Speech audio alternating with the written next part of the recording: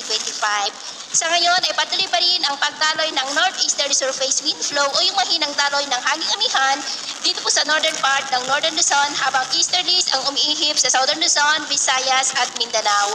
At sa ating long range forecast, wala pa rin naman pong bagyo na namamataan na tatawid sa ating kalupaan for the next 2 weeks. At sa lagay ng ating panahon, ngayong hapon ay nakakaranas ng cloudy skies with isolated rain sa ilang bahagi ng Ilocos Region, Cordillera, Cagayan Valley, ilang bahagi ng Central Luzon, Southern Palawan, Samar Provinces, Leyte, Caraga at ilang bahagi po ng Davao Region.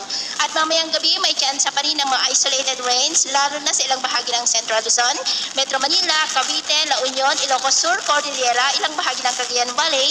Kaya mag-ingat po tayo dahil may tsansa pa rin ng mga pagbaha at pagguho ng lupa. At sa atin naman pong mga baybayin, dahil sa northeasterly surface wind flow ay maalon po sa mga baybayin ng Batanes, Babuyan Islands at Ilocos Norte Seaboard ng mga alon ay posibleng aabot po hanggang sa 1.6 to 2.2 meters height. Kaya hanggat maaari po ay iwasan na muna natin ang papalaot dyan sa mga may kulay pula para po mas makaiwas sa mga sakunang